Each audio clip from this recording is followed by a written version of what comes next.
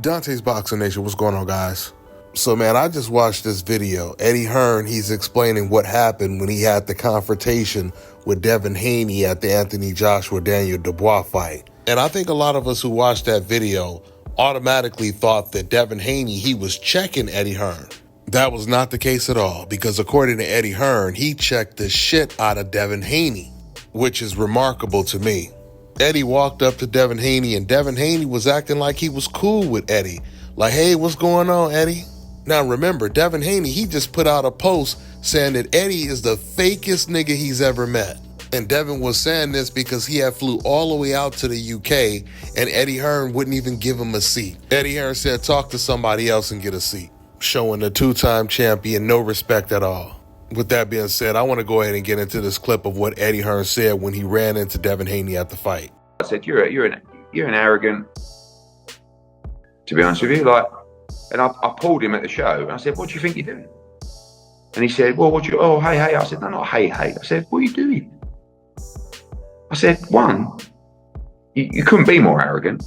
Two, why are you just not messaging me after I messaged you to say, come on, Eddie, like, you sure you can't help, like, whatever, you put a tweet out? Now, I just had to interject.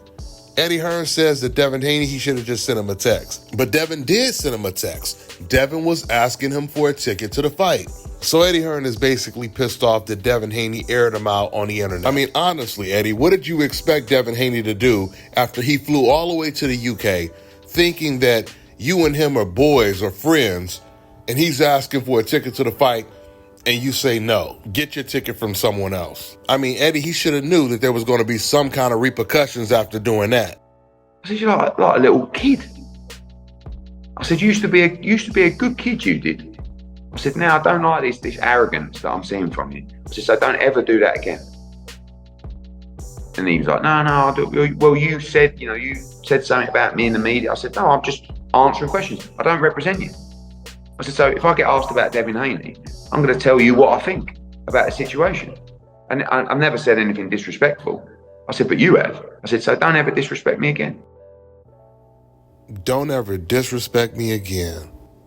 A lot of people would have expected Devin Haney to say that to Eddie Hearn, not Eddie Hearn. Because if that's how the conversation really went, then Eddie Hearn, he punked Devin Haney.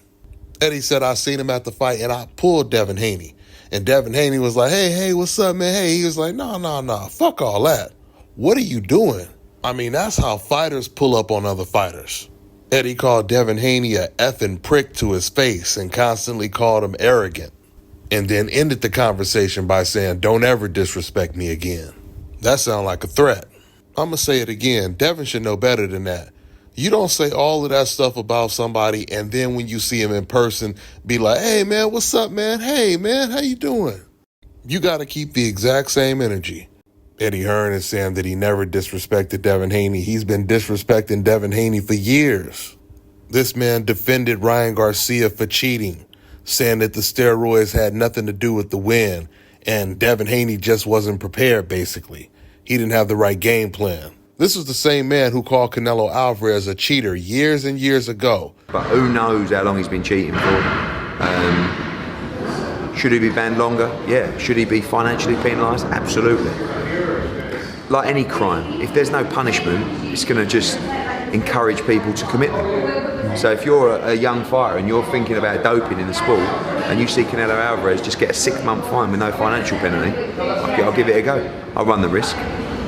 It's like anything. You talk about knife crime at the moment. You know, if you're carrying, why do you think countries like Abu Dhabi and Dubai, the crime rate's so low? Because you get caught doing something, you go down, mate, for time. And like anything, you should get caught with a knife, you should just be slung in prison. There's no excuse for it. And the same in doping. You know, maybe a life ban is what's needed. Maybe a life ban is needed for Canelo Alvarez. This is what he said when Canelo tested positive. Coincidentally, Tim Bradley said the same thing about Ryan Garcia testing positive. Maybe there should be a life ban for Ryan. But what I do know is if you fail a test, you have to live with the consequences. Taking away the 6-month ban, Canelo will always be labelled as a drug cheat, whether he did it or not. And that's much worse than any ban. You know? So 6 months, 8 months, 10 months, it doesn't really matter. He's going to fight again. But what he will have to live with is the fact that every Instagram post, every Twitter post, every interview, every member of the public he walks past will look at him as a cheat in boxing. And that will always take away his legacy in the sport. And this is the same man that defended Ryan Garcia. And he has the nerve to say that he's never disrespected Devin Haney? I mean, I can go down the list of every single thing Eddie Hearn did that was extremely disrespectful to someone like Devin Haney, who's been extremely loyal to DAZN and Eddie Hearn since he turned pro. I mean, I've already made so many videos breaking down every single thing that Eddie Hearn has did to Devin Haney and said in the public that was extremely disrespectful. So at the end of the day, I'm just going to say this. Devin Haney, he needs to keep the same energy. Don't be afraid now that Eddie Hearn came up and confronted you.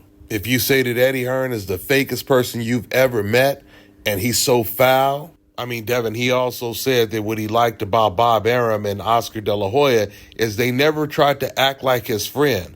They never tried to act like they were cool with him or they cared about him.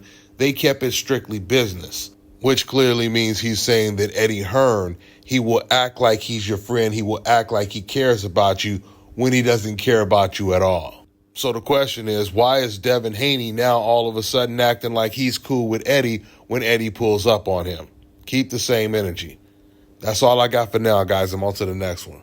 Let me tell you guys about Issa Israel Law Firm. It is a full-service legal practice based in Denver, Colorado, an emerging hub for combat sports and high-altitude training. If you're a fighter inside or outside of the ring and you need a law firm you can trust to fight for you, visit thefighterfirm.com or email help@iilawfirm.com. Legal representation is usually limited to plaintiffs or defendants in Colorado, but iFirm can help anyone in the world with trademarking their business name, logos, and U.S. immigration issues. This brother has been my attorney for a while and helped guide me through all kinds of business and civil issues, so make sure you guys go to thefighterfirm.com. All right, now check this out, guys. If you're looking to repair eczema scars, burns and bruises, dark spots and blemishes, the fever blisters, diabetic ulcers, this right here is the perfect product for you guys. It's called LO Deki Face and Body Oil. Athletes and top-ranking boxers, they're also using it after training to reduce swelling, inflammation, and to ease the pain. So get yours today. Go to lodeki.com, like them on Facebook, and follow them on Instagram.